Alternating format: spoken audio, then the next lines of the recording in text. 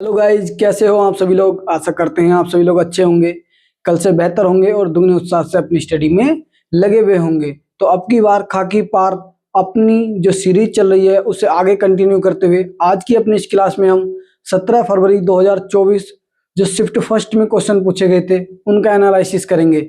तो आइए देरी ना करते हुए स्टार्ट करते हैं।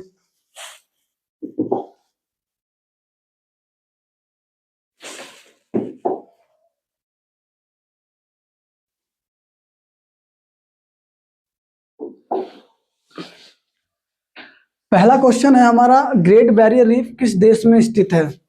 Brazil, Australia, Japan, Bharat. तो इसका राइट आंसर होने वाला है ऑस्ट्रेलिया में ग्रेट बैरियर रीफ है और विश्व की सबसे बड़ी प्रवाल भित्ति द्वीप, विश्व का सबसे बड़ा प्रवाल भित्ति ये ग्रेट बैरियर रीफ है, ये आपको याद रखना है। दूसरा मैं बात करूं, ऑस्ट्रेलिया में है ये, ऑस्ट्रेलिया में उत्तर पूर्व में, ऑस्ट्रेलिया के उत्तर पूर्व में ये स्थित है। दूसरा आपको एक पॉइंट याद रखना है, ऑस्ट्रेलिया की ग्रेट बैरियर रीफ कोरल द्वीप है ये। दूसरा भारत का कौन सा है? भारत की बात करूं मैं तो भारत का जो लक्षद्वीप है, भारत का लक्षद्वीप एक कोरल आइलैंड है, प्रवाल द्वीप है, प्रवाल द्वीप। दूसरा जो ये लक्षद्वीप है भारत का एक केंद्र शासित प्रदेश है, केंद्र शासित प्रदेश है और सबसे छोटा केंद्र शासित प्रदेश है, सबसे छोटा केंद्र शासित प्रदेश है। दूसरी मैं आपसे लक्षद्वीप की बात करूं तो कवरत्ती इसकी राजधानी है, कवरत्ती इसकी राजधानी है। उसके बाद आपसे अगर प्रवाल द्वीप पूछ ले, जो प्रवाल कोरल आइलैंड होते हैं, किन इनका निर्माण कैल्शियम कार्बोनेट के कारण होता है। दूसरा कैल्शियम कार्बोनेट चाक का भी रासायनिक फार्मूला होता है, चाक का भी ये रासायनिक फार्मूला होता है। इसमें मृत प्रवालों के कारण इन द्वीपों का निर्माण होता है, ये भी आपको याद रखना है। दूसरा अगर हम ऑस्ट्रेलिया की बात करें, ऑस्ट्रेलिया की बात करें हम तो ऑस्ट्रेलिया की राजधानी कैनबरा है। इन राजधानी और मुद्राओं को आप ध्यान देते चलना क्योंकि यूपी पुलिस में इन पे ही ज्यादा फोकस है, कैनबरा। और अगर हम मुद्रा की बात करें, मुद्रा डॉलर है, मुद्रा क्या है? डॉलर है। दूसरा आपको याद रखना है, सबसे छोटा महाद्वीप है ये, ऑस्ट्रेलिया सबसे छोटा महाद्वीप है। 7 महाद्वीपों में सबसे छोटा महाद्वीप कौन सा है? तो ऑस्ट्रेलिया है। दूसरा आपको याद रखना है, ऑस्ट्रेलिया की पर्वत श्रृंखला के बारे में, तो ऑस्ट्रेलिया में कौन सी पर्वत श्रृंखला है? Great dividing range, great dividing range, dividing range. दूसरा अगर आपसे पूछ ले कि ऑस्ट्रेलिया की सबसे ऊंची चोटी कौन सी है, तो ऑस्ट्रेलिया की सबसे ऊंची चोटी माउंट कोसियस्को है, माउंट कोसियस्को है। और मैं आपसे बात करूं, ये ग्रेट डिवाइडिंग रेंज का ही हिस्सा है। 2 पॉइंट आप और लिखिए, विश्व की सबसे ऊंची चोटी अगर आपसे पूछ ले, सबसे ऊंची चोटी, तब आपका राइट आंसर होगा माउंट एवरेस्ट, माउंट एवरेस्ट। और यदि विश्व की सबसे लंबी पर्वत श्रृंखला आपसे पूछ ली जाए, सबसे लंबी पर्वत श्रृंखला आपसे पूछ ली जाए, तब आपका राइट आंसर होगा एंडीज, एंडीज। और ये कहां पर स्थित है? दक्षिण अमेरिका में स्थित है, दक्षिण अमेरिका में स्थित है। दूसरा आपको याद रखना है, इस एंडीज पर्वत श्रृंखला की सबसे ऊंची चोटी कौन सी है? तो एंडीज पर्वत श्रृंखला की सबसे ऊंची चोटी है माउंट एकांकगुआ, माउंट एकांकगुआ इसकी सबसे ऊंची चोटी है। ये भी आप याद रखना, चिली और अर्जेंटीना की सीमा पर है, चिली प्लस अर्जेंटीना की सीमा पर है। चिली की राजधानी तो आपको पता है सेंटियागो, अर्जेंटीना की ब्यूनस आयर्स है। खुदाई खिदमतगार आंदोलन के संस्थापक कौन थे? महात्मा गांधी, मोहम्मद अली जिन्ना, खान अब्दुल गफ्फार खान या शौकत अली?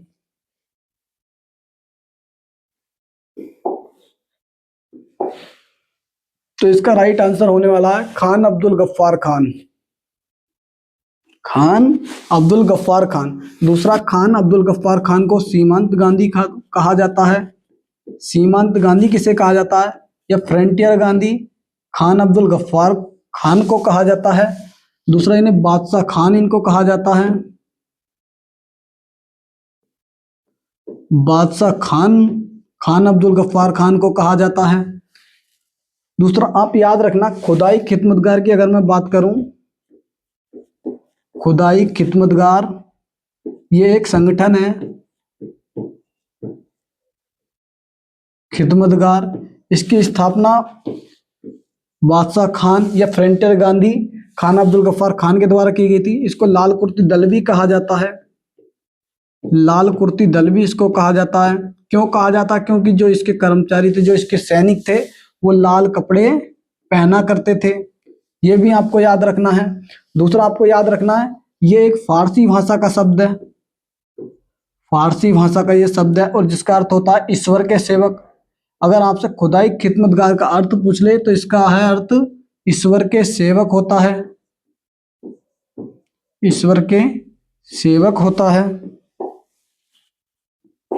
और दूसरा आपसे पूछ ले कहां पर किया गया था? ये पाकिस्तान, पाकिस्तान में इसका गठन किया गया था। उसके बाद मैं आपसे बात करूं तो अगर आपसे पूछ लिया जाए कि भारत रत्न पाने वाले पहले विदेशी कौन थे, तो भारत रत्न पाने वाले पहले विदेशी हैं ये खान अब्दुल गफ्फार खान। भारत रत्न पहले विदेशी कब इनको दिया गया? 1987 को दिया गया। 1987 को दिया गया। दूसरा आपको याद रखना है मदर टेरेसा, ठीक है। मदर टेरेसा, आपको कंफ्यूजन हो सकता है कि मदर टेरेसा को भी तो भारत रत्न दिया गया और इनसे पहले दिया गया। 1980 में मदर टेरेसा को दिया गया है। मदर टेरेसा भी विदेशी थी जी, बिल्कुल बात सही है आपकी। लेकिन मदर टेरेसा एक अल्बानियाई महिला थी, लेकिन जब इनको भारत रत्न दिया गया उस समय ये भारत की नागरिकता उससे बहुत पहले ले चुकी थी। इसलिए भारत रत्न पाने वाले पहले विदेशी खान अब्दुल गफ्फार खान ही होंगे। ये भी आपको याद रखना है। और मदर टेरेसा को कब दिया गया था? 1980 में दिया गया भारत रत्न, ये भी आपको याद रखना है। और ये रेमन मैग्सेसे अवार्ड पाने वाली पहली महिला है। रेमन मैग्सेसे अवार्ड पाने वाली पहली महिला कौन है? मैग्सेसे अवार्ड तो मदर टेरेसा को ही दिया गया था।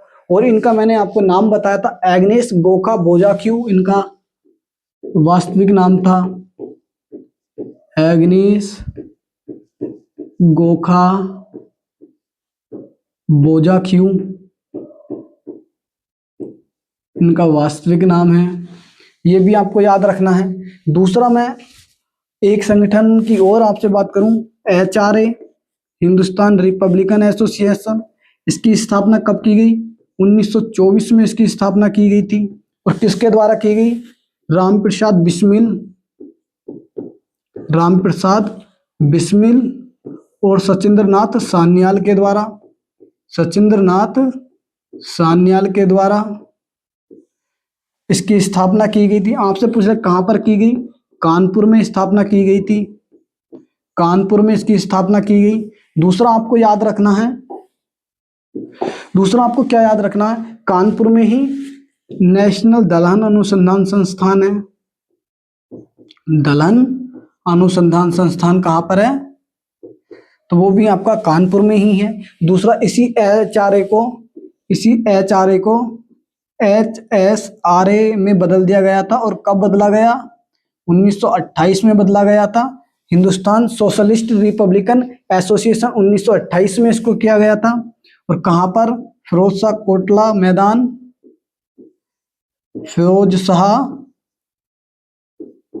मैदान। और ये कहां पर है? ये दिल्ली में है। फिरोज शाह कोटला मैदान दिल्ली में इसको किया गया था। ये भी आपको याद रखना है। चंद्रशेखर आजाद और भगत सिंह के द्वारा इसका गठन किया गया था। भगत सिंह के द्वारा इसका गठन किया गया। आपको एक पॉइंट एचआरए से याद रखना है, जो काकोरी ट्रेन डकैती हुई थी, जिसे अभी काकोरी ट्रेन एक्शन के नाम से जाना जाता है, उसका जिम्मेदार कौन सा संगठन था? तो एचआरए ही उसका जिम्मेदार था, काकोरी ट्रेन एक्शन। और आपसे काकोरी पूछा जा सकता है कहां पर है, तो काकोरी लखनऊ के पास में स्थित है। काकोरी ट्रेन डकैती हुई थी, उसका जिम्मा भी एचआरए ने ही लिया था, ये भी आपको याद रखना है। मैं आगे आपसे बात करूं फॉरवर्ड ब्लॉक की। फॉरवर्ड ब्लॉक की स्थापना किसके द्वारा की गई? तो ये सुभाष चंद्र बोस के द्वारा की गई थी। सुभाष चंद्र बोस के द्वारा की गई। और कब की गई थी? 1939 में की गई। 1939 में की गई थी, यह भी आपको याद रखना है। दूसरा, मैं आगे आपसे बात करूं तो महात्मा गांधी को तो आप जानते ही हैं, पहला आंदोलन इनका चंपारण आंदोलन था, जिसमें भूख हड़ताल की इन्होंने। वहां इनका अहमदाबाद मिल मजदूर आंदोलन है, ये आपको याद रखना है। दूसरा, आपको शौकत अली के बारे में एक पॉइंट याद रखना है, जो खिलाफत आंदोलन हुआ था। खिलाफत आंदोलन हुआ था, कब हुआ था? ये 1919 में हुआ। इसको शौकत अली और मोहम्मद अली के द्वारा ही लीड किया गया था। जो स्टार्ट किया था, इन दोनों ने ही स्टार्ट किया था। और ये किसको लेकर था? जो तुर्की में खलीफा के पद को बचाने के लिए, तुर्की के खलीफा पद के लिए इसको किया गया था, ये आंदोलन। उसके बाद आपको मोहम्मद अली जिन्ना के बारे में याद रखना है। हम अगर मोहम्मद अली जिन्ना की बात करें तो द्विराष्ट्र का सिद्धांत किसने दिया था? द्विराष्ट्र का सिद्धांत मोहम्मद अली जिन्ना ने ही दिया था। दूसरा, आपसे पूछ ले द्विराष्ट्र का सिद्धांत मोहम्मद अली जिन्ना ने कब दिया? तो इसको 1940 में दिया था। और 1940 के लाहौर अधिवेशन में, जो लाहौर अधिवेशन हुआ था 1940 में, इसको दिया गया था। ये भी आपको याद रखना है। कुमार संभवम महाकाव्य किसके द्वारा लिखा गया है? तुलसीदास, कालिदास, कबीरदास या सूरदास?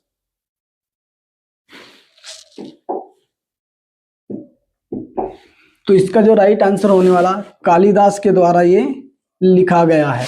कुमार संभवम कालिदास का एक महाकाव्य है, और इसमें माता पार्वती और भगवान शिव का विवाह, इसमें शिव का विवाह और कार्तिकेय के जन्म की कहानी बताई गई है।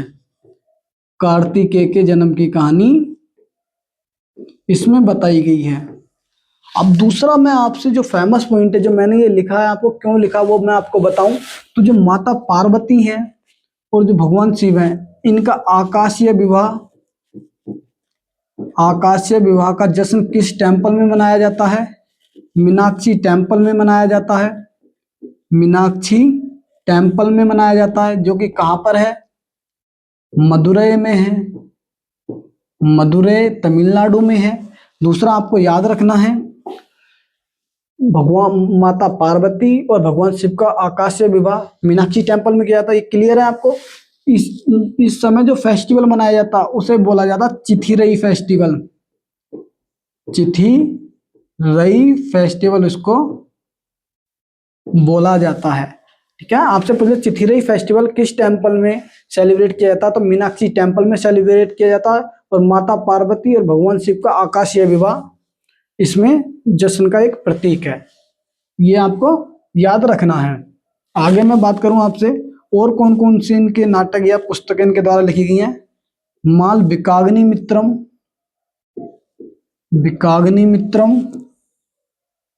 माल विकाग्नि मित्रम किसने लिखा है?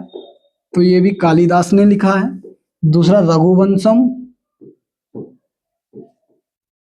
रघुवंशम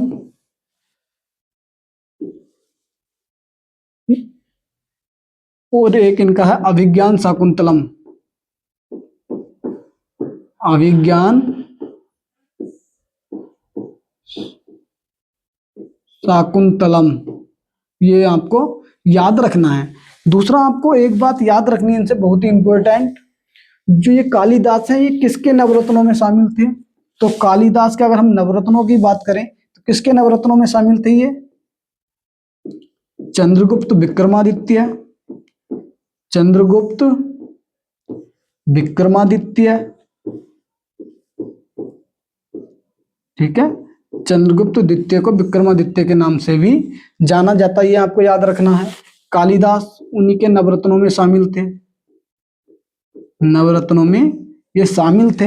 दूसरा आपको याद रखना, कालिदास को भारत का शेक्सपियर भी कहा जाता है, भारत का शेक्सपियर भी कहा जाता है। भारत का शेक्सपियर किसे कहा जाता है?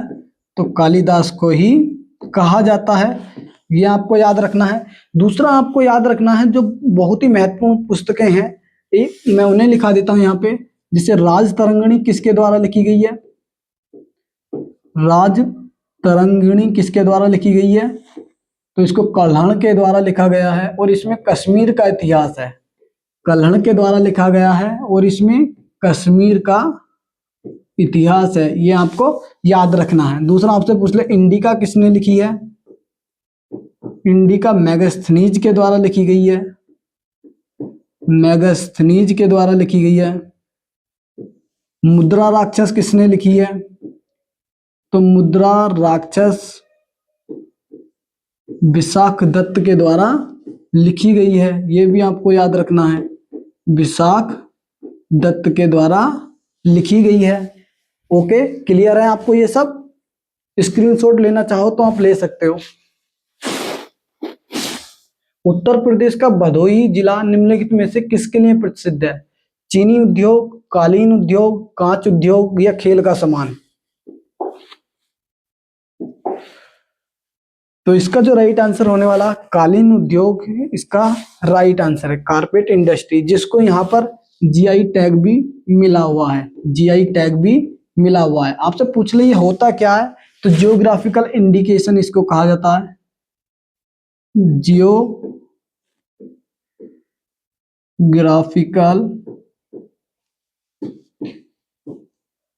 इंडिकेशन इसको कहा जाता है। दूसरा, भारत में ये एक अधिनियम के तहत दिया जाता है। अगर आपसे वो अधिनियम पूछ ले तो अधिनियम कौन सा है? 1999 के अधिनियम से इसको दिया जाता है। और आपसे पूछ ले ये अधिनियम प्रभावी कब हुआ? तो ये अधिनियम 2003 में प्रभावी हुआ था, 2003 में ये प्रभावी हुआ। दूसरा आपको याद रखना, पहली बार कब दिया गया? 2004-5 में दिया गया। और किसे दिया गया था? दार्जिलिंग की जो चाय है, दार्जिलिंग की चाय, उसको दिया गया था, ये भी आपको याद रखना है। दूसरा, ये कितने समय के लिए दिया जाता है? तो इसको 10 साल के लिए जीआई टैग दिया जाता है, ये आपको याद रखना है। अगर हम कांच उद्योग की बात करें तो कांच उद्योग में फिरोजाबाद यूपी का ही एक डिस्ट्रिक्ट है, बहुत फेमस है फिरोजाबाद। खेल का सामान की बात करें तो बड़े स्तर पर मेरठ, मेरठ खेल के सामानों के लिए जाना जाता है। दूसरा आपको याद रखना है, मेरठ को उसके लिए जाना जाता है। ठीक है, आगे चलते हैं। भारत में जनगणना कराने वाला सर्वोच्च पदाधिकारी कौन होता है? मुख्य चुनाव आयुक्त, महारजिस्ट्रार या और जनगणना आयुक्त, कैबिनेट सचिव या नीति आयोग के अध्यक्ष? तो इसका राइट आंसर आप सोचिए। तो इसका राइट आंसर है महारजिस्ट्रार, रजिस्ट्रार और जनगणना आयुक्त। ठीक है, ये आपको क्लियर है? उसके बाद में नीति आयोग के अध्यक्ष की बात करूं तो नीति आयोग की स्थापना 1 जनवरी 2015 को की गई, 1 जनवरी 2015 को इसकी स्थापना की गई। इसके पहले अध्यक्ष कौन थे?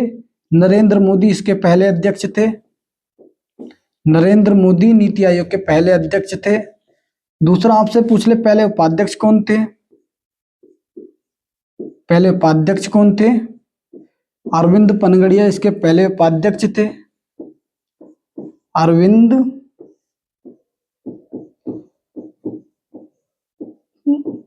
पनगड़िया। दूसरा मैं आप बात करूं आपसे, पहले सीईओ कौन थे? सिंधु श्री खुल्लर नीति आयोग के पहले सीईओ थे, आपको ये याद रखना है। दूसरा, इसको योजना आयोग को समाप्त करके बनाया गया था, योजना आयोग को समाप्त करके बनाया गया था। आपको याद रखना, योजना आयोग 2012 से 2017 तक योजना आयोग की अंतिम योजना थी, 12वीं पंचवर्षीय योजना। और योजना आयोग के अंतिम उपाध्यक्ष कौन थे? तो अध्यक्ष की बात करें तो नरेंद्र मोदी ही थे। उपाध्यक्ष की अगर मैं आपसे बात करूं, मोन्टेक सिंह अहलूवालिया इसके अंतिम उपाध्यक्ष थे। मोन्टेक सिंह अहलूवालिया अंतिम उपाध्यक्ष थे, अहलूवालिया, ये आपको याद रखना है। दूसरा मैं आपसे बात करूं मुख्य चुनाव आयुक्त की, तो पहले चुनाव आयुक्त कौन थे? सुकुमार सेन थे। भारत के पहले चुनाव आयुक्त कौन थे? सुकुमार सेन। और चुनाव आयोग का प्रावधान आर्टिकल 324 में है, आर्टिकल 324 में है। अब हम अपने क्वेश्चन पर आते हैं। भारत में जनगणना कराने वाला सर्वोच्च, इसका हमने बताया था जनगणना आयुक्त है। तो पहली बार अगर हम जनगणना की बात करें तो जनगणना किस सूची का विषय है? जनगणना किस सूची का विषय है? जनगणना आर्टिकल 248 से संघ सूची का विषय है, संघ सूची का विषय है। भारत में जनगणना कराने का काम किसका है? तो भारत में जनगणना कराने का काम अगर आपसे पूछ ले, गृह मंत्रालय का है, गृह मंत्रालय का है। दूसरा आपसे पूछ ले, पहली बार कब कराई गई थी?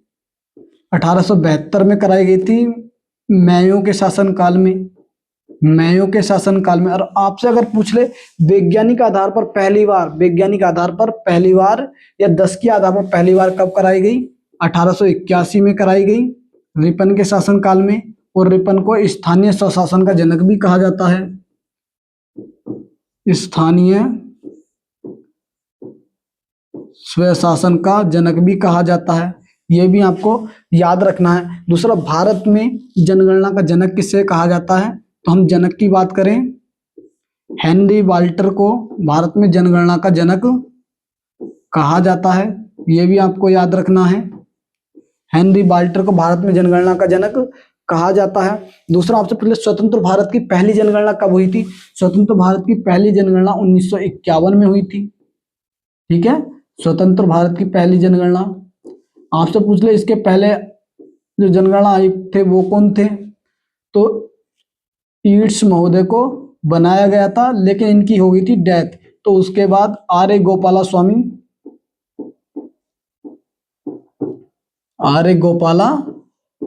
को बनाया गया था। अगर आपसे पूछ ले भारत के पहले भारतीय जनगणना आयुक्त कौन थे? तो आर ए गोपाला स्वामी को ही बनाया गया था। दूसरा आपको याद रखना, 1951 में 8वीं जनगणना थी, ये 8वीं जनगणना थी। उसके बाद मैं आपसे बात करूं 2011 में कौन सी जनगणना हुई?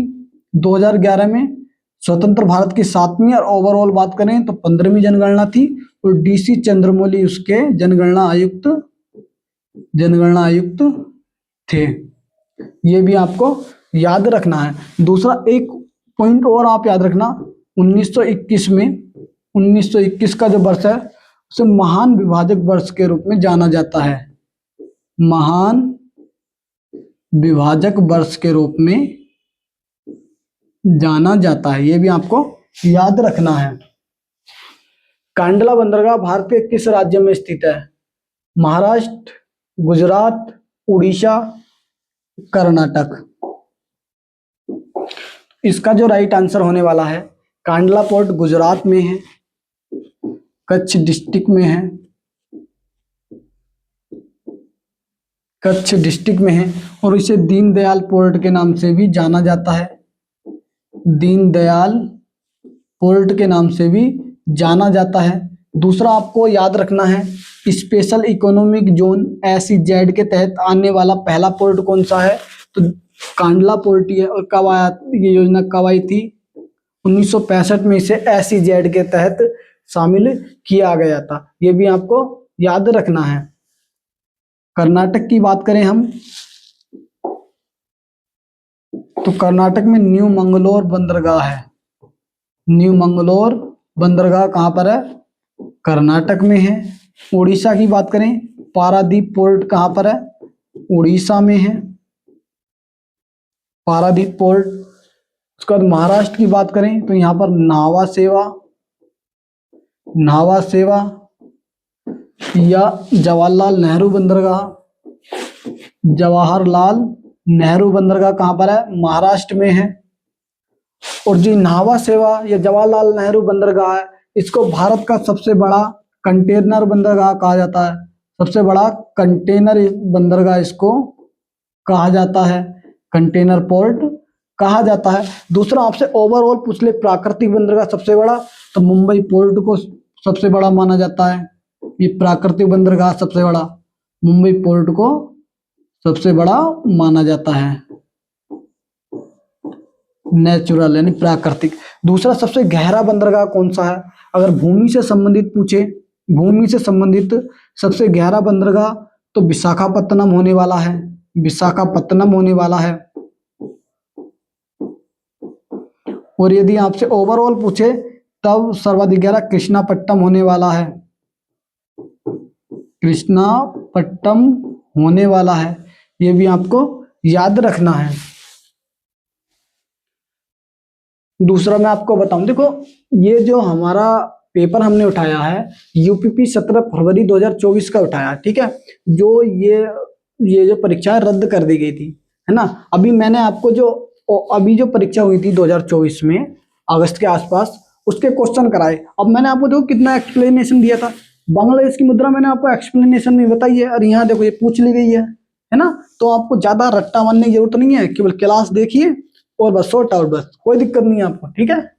बांग्लादेश की मुद्रा को किस नाम से जाना जाता है? रुपया के नाम से, टका के नाम से, डॉलर के नाम से या दिनार के नाम से? तो इसका राइट आंसर होने वाला टका। बांग्लादेश की मुद्रा को टका कहा जाता है। बांग्लादेश की राजधानी ढाका है, यह आपको याद रखना है। बांग्लादेश का राष्ट्रीय खेल आपसे पूछ ले तो कबड्डी बांग्लादेश का राष्ट्रीय खेल है। दूसरा आपको याद रखना है, बांग्लादेश में जो ब्रह्मपुत्र नदी है, ब्रह्मपुत्र को जमुना कहा जाता है। ब्रह्मपुत्र को जमुना कहा जाता है। ब्रह्मपुत्र को जमुना, और गंगा नदी को पद्मा यहाँ पर कहा जाता है।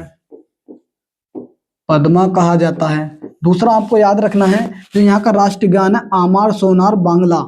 आमार सोनार बांग्ला कहाँ का राष्ट्रीय गान है? तो बांग्लादेश का ये राष्ट्रीय गान है,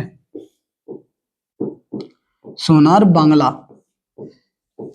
ये किसके द्वारा? तो रविंद्रनाथ टैगोर के द्वारा लिखा गया है। रविंद्रनाथ टैगोर के द्वारा लिखा गया है। दूसरा आपको याद रखना है, रविंद्रनाथ टैगोर के ही भाई थे सत्येंद्रनाथ टैगोर। सत्येंद्र नाथ टैगोर रविंद्रनाथ टैगोर के ही भाई हैं। और अगर हम इनकी उपलब्धि की बात करें तो आईसीएस की परीक्षा पास करने वाले, आईसीएस की परीक्षा पास करने वाले फर्स्ट नागरिक, फर्स्ट इंडियन कौन है? आईसीएस यानी सिविल सेवा की परीक्षा पास करने वाले पहले भारतीय सत्येंद्रनाथ टैगोर हैं। दूसरा आपको मोहम्मद यूनुस के बारे में याद रखना है। मोहम्मद यूनुस के बारे में याद रखना है। इनका संबंध कहाँ से है? तो मोहम्मद यूनुस का संबंध बांग्लादेश से ही है। दूसरा, इनको शांति का नोबेल कब दिया गया?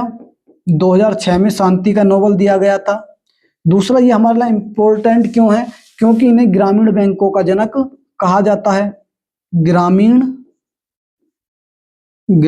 बैंकों का जनक, बैंकों का जनक इनको कहा जाता है। दूसरा एक पॉइंट आपको याद रखना है, चटगांव शस्त्रागार आंदोलन।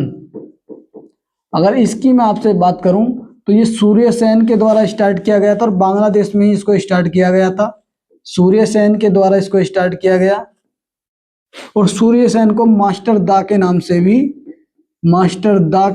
भी जाना जाता है। ये भी आपको याद रखना, मास्टर दा के नाम से इनको जाना जाता है। दूसरा, मैं अगली आपसे बात करूं तो बांग्लादेश। अगर आपसे पूछ ले भारत के साथ सबसे लंबी सीमा कौन सा देश बनाता है, तब आपका राइट आंसर होगा बांग्लादेश। बांग्लादेश भारत के साथ सबसे लंबी सीमा बनाता है। कितनी बनाता है? 4096 किलोमीटर स्क्वायर, ठीक है, वर्ग किलोमीटर, इतनी सीमा बनाता है। और सर्वाधिक किससे सीमा लगती है? बंगाल राज्य से सर्वाधिक सीमा लगती है, और टोटल 5 राज्यों से सीमा बनाता है। ये भी आपको याद रखना है। संविधान सभा का पहला अध्यक्ष किसे बनाया गया था? Doctor Rajendra Prasad, doctor Sachchidanand Sinha, B R Ambedkar, Jawaharlal Nehru. मैं आपसे बात करूं संविधान सभा का पहला अध्यक्ष किसे बनाया गया, ठीक है, पहला अध्यक्ष पूछा है ना, तो हमसे स्थायी पूछा है ना अस्थायी पूछा है, तो इसका जो राइट आंसर होगा डॉक्टर सच्चिदानंद सिन्हा ही होगा। दूसरा, भारत की संविधान सभा का पहली बार जो विचार है 1934 में दिया गया था, किसके द्वारा दिया गया? एम.एन. राय के द्वारा किया गया था। और भारत में संविधान सभा का गठन कैबिनेट मिशन की सिफारिश पर किया गया था। कैबिनेट मिशन की सिफारिश पर किया गया, कैबिनेट मिशन की सिफारिश पर किया गया था। और टोटल कितने मेंबर डिसाइड किए गए थे? 389 किए गए थे। एक मेंबर 10 लाख की जनसंख्या पर था, एक मेंबर 10 लाख की जनसंख्या पर चुना गया था। 389 टोटल मेंबर थे। दूसरा, मैं आपसे बात करूं संविधान सभा की पहली बैठक 9 दिसंबर 1946 को हुई। 9 दिसंबर 1946 को संविधान सभा की पहली बैठक हुई थी, और इसका अध्यक्ष बनाया गया था डॉक्टर सच्चिदानंद सिन्हा को बनाया गया। दूसरी बैठक 11 दिसंबर 1946 को हुई, 11 दिसंबर 1946 को हुई, और इसमें जो स्थायी अध्यक्ष बनाया गया था, इसके अंदर ही डॉक्टर राजेंद्र प्रसाद को स्थायी अध्यक्ष बनाया गया था। यह भी आपको याद रखना है। तीसरी बैठक कब हुई? 13 दिसंबर 1946 को हुई, 13 दिसंबर 1946। और ये क्यों महत्वपूर्ण है? क्योंकि इस दिन जवाहरलाल नेहरू ने उद्देश्य प्रस्ताव प्रस्तुत किया था। उद्देश्य प्रस्ताव प्रस्तुत किया था। दूसरा, आपसे पूछ ले संविधान सभा ने इसको स्वीकार कब किया था? तो संविधान सभा ने इसको 22 जनवरी 1947 को स्वीकार किया था, ठीक है। यही उद्देश्य प्रस्ताव बाद में जाकर प्रस्तावना बना था बाद में जाकर। और प्रस्तावना का विचार की बात हम करें तो हमने यूएसए के संविधान से लिया है। प्रस्तावना की भाषा की बात करें तो हमने कहां से लिया है? ऑस्ट्रेलिया से ली है।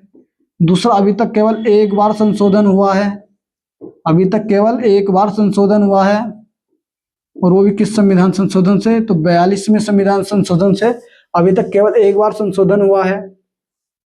दूसरा, आप याद रखना संविधान पर कितने लोगों ने हस्ताक्षर किए थे? 284 मेंबर ने संविधान पर हस्ताक्षर किए थे। आपसे पूछ ले पहले व्यक्ति कौन थे हस्ताक्षर करने वाले? जवाहरलाल नेहरू, JL नेहरू।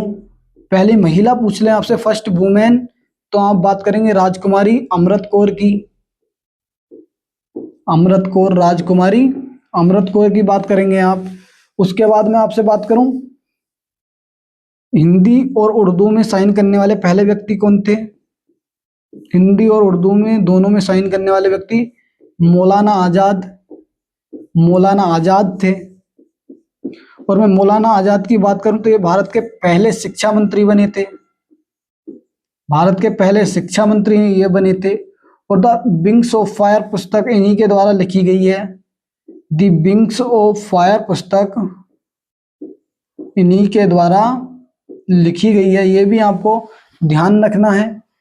दूसरा, आपसे पूछ ले संविधान सभा के टोटल कितने सत्र हुए थे? तो टोटल 11 सत्र हुए थे, 11 सत्र। और बहुत सी पुस्तकों में 12 भी देता है, तो 12 जो हस्ताक्षर वाला सत्र है उसको जोड़कर 12 हो जाते हैं, 12 हो जाते हैं। वैसे ओवरऑल 11 हुए थे। अगर हम हस्ताक्षर वाला सत्र भी हम इसमें जोड़ें या अधिवेशन इसमें जोड़ें तो 12 टोटल होते हैं। सम्राट अकबर का मकबरा कहाँ स्थित है? दिल्ली में, सिकंदरा आगरा में, लाहौर में, फतेहपुर सीकरी में। बताइए आप, सम्राट अकबर का मकबरा कहाँ स्थित है?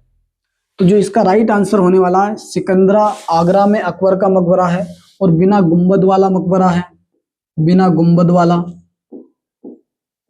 बिना गुंबद वाला मकबरा। दूसरा आप याद रखना, आगरा के ही आराम बाग में, आराम बाग में किसका मकबरा था? बाबर का मकबरा कहां पर था? आराम बाग, आराम बाग आगरा में। लेकिन बाद में इन्हें यहां से हटाकर काबुल में दफनाया गया। वर्तमान में इनकी कब्र कहां पर है? काबुल में वर्तमान में इनकी कब्र है, ये भी आपको याद रखना है।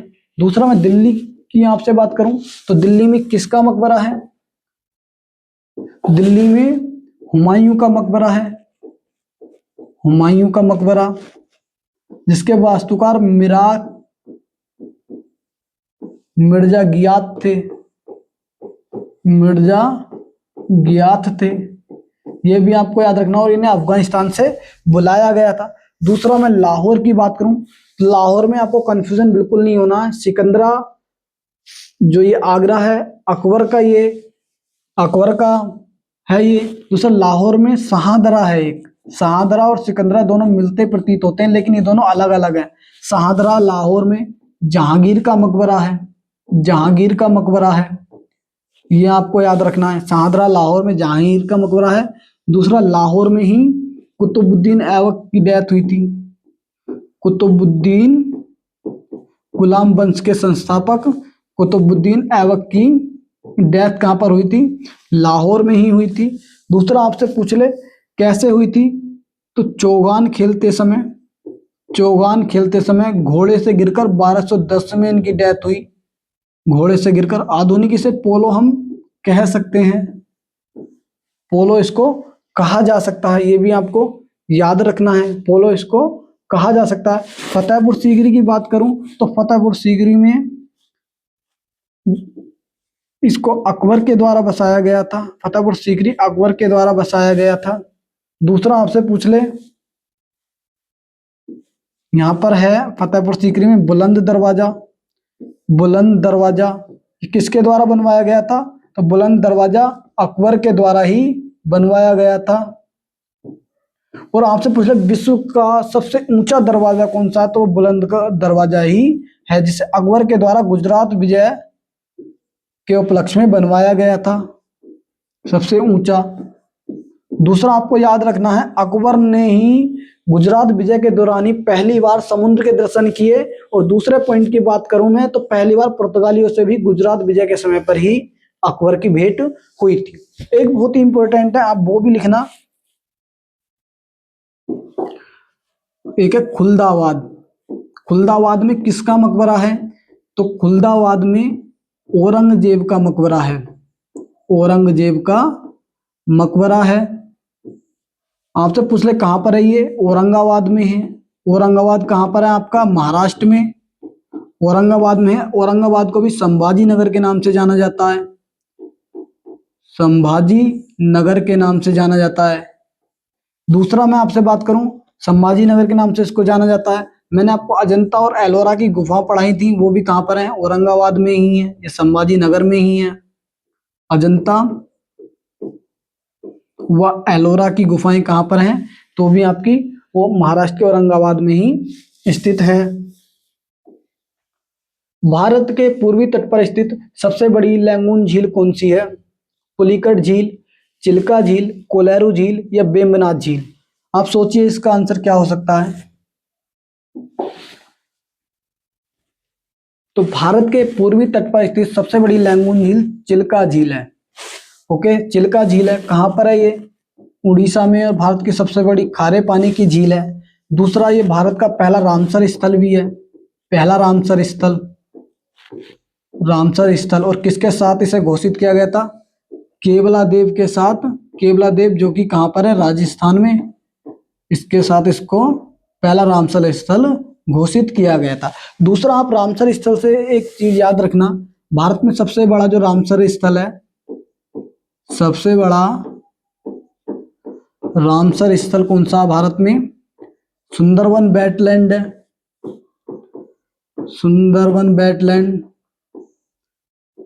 सुंदरवन वेटलैंड है, ये आपको याद रखना है। दूसरा मैं आगे आपसे बात करूं, ये तो थी पूर्वी तट पर स्थित सबसे बड़ी लैंगून झील। अगर आपसे भूमि आबद्ध पूछ ले, यानी भूमि के बीच में सबसे बड़ी लैंगून झील पूछ ले, तब भू आबद्ध आपकी कौन सा सही आंसर होगा? सबसे बड़ी खारे पानी की झील भू आबद्ध। तब सांबर झील राजस्थान इसका राइट आंसर होगा। सांबर झील राजस्थान इसका राइट आंसर होगा।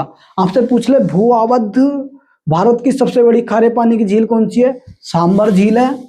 और पूछ ले ओवरऑल पूछ ले, तब आपका राइट आंसर होने वाला है चिल्का झील, उड़ीसा। ठीक है, ये भी आपको याद रखना है। दूसरा मैं आपसे बात करूं, पुलिकट झील कहां पर है?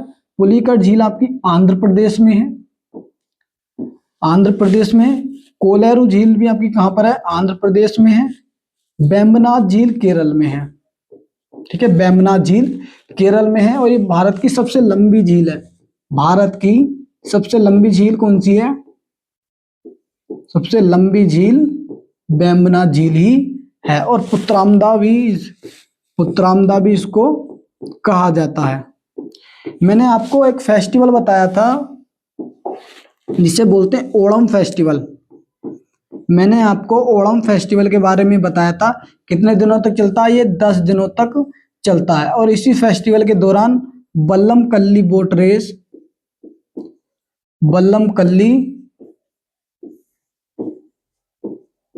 रेस, जिसे सर्प नौका दौड़ भी कहा जाता है, उसका आयोजन किया जाता है इसी पुत्रामदा झील में। इसका आयोजन किया जाता है। और किस फेस्टिवल के दौरान किया जाता है? तो ओणम फेस्टिवल के दौरान ही इसका आयोजन किया जाता है।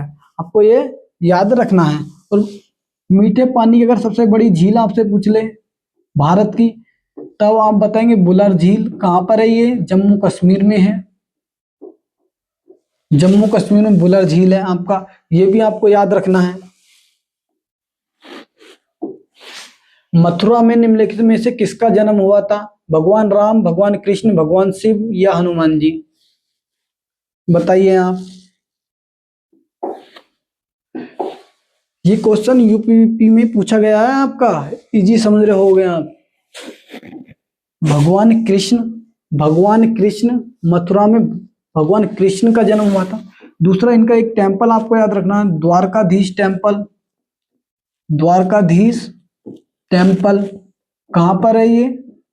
द्वारकाधीश टेम्पल गुजरात में है। गुजरात में है। दूसरा आपसे पूछ ले, मथुरा में हुआ था ना जन्म, तो मथुरा की अगर हम आपसे बात करें तो मथुरा यमुना नदी के किनारे पर है। यमुना नदी के किनारे पर है। दूसरा अगर आपसे पूछ ले, मथुरा में ही जो मथुरा शैली है, मथुरा शैली का विकास किसके समय पर हुआ था? तो मथुरा शैली का विकास कनिष्क के समय पर हुआ था। कनिष्क के समय पर हुआ था, जो कि एक कुषाण शासक हैं। और ये वही कुषाण शासक हैं जिनके द्वारा शक संवत चलाया गया था। शक संवत 78 ईस्वी में चलाया गया था, जो कि भारत का भी राष्ट्रीय संवत भी है। भारत का राष्ट्रीय संवत भी है। 1957 में भारत ने इसे एडॉप्ट किया है। ये भी आपको याद रखना, एडॉप्ट किया है। और भगवान राम की मैं बात करूं, आराध्य राम की बात करूं मैं, तो राम का जन्म कहां पर हुआ था? अयोध्या में हुआ था। कहां पर हुआ? सरयू नदी के किनारे पर हुआ था। सरयू नदी के किनारे पर नहीं हुआ था, अयोध्या में हुआ था। और अयोध्या सरयू नदी के किनारे पर है। सरयू नदी के किनारे पर है, ये भी आपको याद रखना है।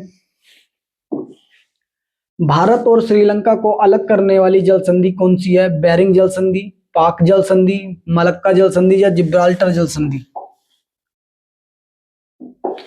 तो इसका राइट आंसर होगा पाक जल संधि है, जो भारत, तमिलनाडु, जाफना द्वीप, श्रीलंका को अलग करती है। श्रीलंका को पृथक करते हैं। और एडम ब्रिज भी इसी के पास में स्थित है, ये भी आपको याद रखना है। दूसरा मैं आपसे बात करूं, फारस की खाड़ी, फारस की खाड़ी और ओमान की खाड़ी को प्लस ओमान की खाड़ी को कौन जोड़ता है? ओमान की खाड़ी को हार्मुज जल संधि जोड़ती है।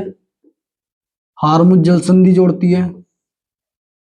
हार्मुज जल संधि इसको जोड़ती है। उसके बाद मैं आपसे बात करूं, अदन की खाड़ी और प्लस लाल सागर को कौन सी जल संधि जोड़ती है? लाल सागर, इसको बाब उल मंदेब जल संधि जोड़ती है। बाब उल मंदेब जल संधि इन दोनों को जोड़ती है। उसके बाद आपको याद रखना है लाल सागर, लाल सागर, लाल सागर प्लस भूमध्य सागर को कौन सी झील जोड़ती है? भूमध्य सागर को, तो इसको एक नहर जोड़ती है जिसे स्वेज नहर कहा जाता है। स्वेज नहर कहा जाता है और इसे लेसेप्स के द्वारा, फर्डिनेंड डी लेसेप्स के द्वारा इसको स्थापित किया गया था। ये आपको याद रखना है। उसके बाद में भूमध्य सागर की बात करूं, भूमध्य सागर और अटलांटिक महासागर को कौन सी जल संधि जोड़ती है? अटलांटिक महासागर को जिब्राल्टर जल संधि जोड़ती है। जिब्राल्टर जल संधि जोड़ती है और इस जिब्राल्टर जल संधि को भूमध्य सागर का प्रकाश स्तंभ भी कहा जाता है। भूमध्य सागर का प्रकाश स्तंभ भी इसको कहा जाता है। प्रकाश स्तंभ भी कहा जाता है, ये भी आपको याद रखना है। दूसरा में आगे मलक्का जल संधि, ये इंडोनेशिया और मलेशिया को जोड़ती है। इंडोनेशिया और मलेशिया को जोड़ती है, ये आपको याद रखना है। ओके, ये क्लियर है आपको? अदन की खाड़ी और लाल सागर किस किस को पृथक करता है? ओमान, देशों की बात करें हम तो ओमान और प्लस उसके साथ इरिट्रिया और जिबूती को ये पृथक करता है। इरिट्रिया और जिबूती को पृथक करता है। मैं आपसे इरिट्रिया और जिबूती की अगर बात करूं तो ये अफ्रीका के देश हैं, जबकि ओमान हमारे एशिया का है। ठीक है, Eritrea Djibouti horn of Africa के भाग हैं। हॉर्न ऑफ अफ्रीका के ये भाग हैं। ठीक है, हॉर्न ऑफ अफ्रीका में और कौन से देश आते हैं? इथोपिया आता है। Ethiopia, Somalia, Ethiopia, Somalia, Djibouti और इरिट्रिया हॉर्न ऑफ अफ्रीका में आते हैं। दूसरा, इथोपिया की राजधानी अदिस अबाबा है। अदिस अबाबा। और इथोपिया से आप एक क्वेश्चन याद रखना, यहाँ पर जो कॉफी का पौधा है उसकी खोज कहाँ पर की गई थी? तो कॉफी के पौधे की खोज इथोपिया में ही की गई थी, ये भी आपको याद रखना है। दूसरा, मैं बेरिंग जल संधि की बात करूं तो बेरिंग जल संधि आपकी रूस और यूएसए के बीच स्थित है। रूस और यूएसए के बीच स्थित है। दूसरा आपको याद रखना है जो जीएमटी रेखा है, जीएमटी रेखा जिसे हम 0 डिग्री देशांतर भी कहते हैं। 0 डिग्री देशांतर या इंटरनेशनल तिथि रेखा इसको कहा जाता है। ये आपको याद रखना है। कहाँ से? तो बेरिंग जल संधि से होकर ही गुजरती है। ठीक है, 0 डिग्री देशांतर रेखा, और इसी को ही आधार मानकर सभी लगभग सभी देशों का टाइम लिया जाता है। भारत के अगर टाइम की बात करें तो भारत का टाइम, भारत की जो मानक समय रेखा है 82 सही 1/2 पूर्वी देशांतर से भारत का टाइम लिया जाता है। और आपसे पूछे जीएमटी से हम कितना आगे हैं? तो 5.5 घंटा जीएमटी से हम आगे हैं, ये भी आपको याद रखना है। जीएमटी से अगर आपसे पूछ लिया जाए कि 0 डिग्री देशांतर रेखा से भारत का समय कितनी आगे है, तो 5.5 घंटा आगे है। इसका अर्थ यह है कि मान लीजिए अगर यहाँ पर 5 बजे हैं और आपसे पूछ लीजिए ब्रिटेन में उस समय पर या इंग्लैंड में उस समय पर कितने का टाइम हुआ होगा, तो उस समय पर वहां पर 11:30 बजे होंगे, यानी 5.5 घंटा कम होगा वहां पर, और ब्रिटेन से 5.5 घंटा ज्यादा टाइम हमारे यहाँ पर होगा। ये भी आपको याद रखना है। अंगूर की खेती ग्रेप कल्टीवेशन को क्या कहा जाता है? Sericulture, viticulture, pisciculture, horticulture. अंगूर की खेती की बात आई है तो विटीकल्चर कहा जाता है, ये आपको याद रखना है। विटीकल्चर अंगूर की खेती होती है। सेरीकल्चर रेशम उत्पादन, रेशम उत्पादन को सेरीकल्चर कहा जाता है। दूसरा आपको याद रखना, अंगूर से जो शराब बनाई जाती है ना, अंगूर से जो शराब बनती है उसे ओनोलॉजी कहा जाता है, ओनोलॉजी कहा जाता है, ये भी आपको याद रखना है। दूसरा मैं आपसे बात करूं, पिसीकल्चर मत्स्य उत्पादन से संबंधित है, मत्स्य उत्पादन। और मत्स्य उत्पादन की अगर हम आपसे बात करें तो मत्स्य उत्पादन के लिए भारत में ब्लू रिवॉल्यूशन आई थी, नीली क्रांति आई थी, ये भी आपको याद रखना। ब्लू रिवॉल्यूशन मत्स्य उत्पादन से ही संबंधित है। दूसरा आपसे पूछ ले कब आई थी, 1985 में आई थी। और उस समय पर कौन सी पंचवर्षीय योजना थी, तो 7वीं पंचवर्षीय योजना में ये आई थी, ये भी आपको याद रखना। 7वीं पंचवर्षीय योजना में ब्लू रिवॉल्यूशन आई। दूसरा अगर आपसे इसका जनक पूछ ले तो हीरालाल चौधरी को इसका जनक कहा जाता है, हीरालाल चौधरी। और अरुण कृष्णन को इसका जनक कहा जाता है, अरुण कृष्णन को इसका जनक कहा जाता है, ये भी आपको याद रखना है। आगे मैं हॉर्टिकल्चर की बात करूं, हॉर्टिकल्चर बागवानी से संबंधित होती है, बागवानी। आगे मैं बात करूं आपसे ओलेरिकल्चर, ओलेरिकल्चर सब्जी की खेती को ओलेरिकल्चर कहा जाता है, सब्जी की खेती को। दूसरा मैं बात करूं आपसे एपीकल्चर, एपीकल्चर मधुमक्खी उत्पादन या शहद उत्पादन को कहा जाता है, मधुमक्खी उत्पादन या शहद उत्पादन को कहा जाता है। दूसरा आपको शहद से याद रखना है, शहद में सर्वाधिक मात्रा में कौन सी शर्करा, तो शहद में फ्रक्टोज नामक सर्वाधिक मात्रा में शर्करा पाई जाती है, ये भी आपको याद रखना है। विश्व स्वास्थ्य संगठन WHO का मुख्यालय, देखा ना मैंने आपको बताया था, ये अपने एक्सप्लेनेशन में WHO बताया था, WTO बताया था, पूछ लिया गया है। New York America, Paris France, Geneva Switzerland, या वियना ऑस्ट्रिया। तो इसका राइट आंसर की बात करें, World Health Organization, Geneva Switzerland में इसका मुख्यालय है। 7 अप्रैल 1948 को इसकी स्थापना की गई, 7 अप्रैल 1948 को इसकी स्थापना की गई थी। इसका मुख्यालय कहाँ पर है, वो जिनेवा, मैंने आपको बता रखा है पहले ही। इसके वर्तमान में WHO की बात करें हम तो WHO के वर्तमान में अध्यक्ष कौन है, टेड्रोस एडहनम वर्तमान में अध्यक्ष हैं।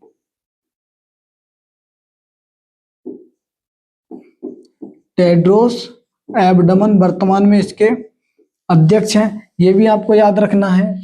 दूसरा मैं आपसे वियना ऑस्ट्रिया की बात करूं तो वियना ऑस्ट्रिया में ओपेक का मुख्यालय है, जो पेट्रोलियम उत्पादक देश है उसका मुख्यालय कहाँ पर है, वियना में है।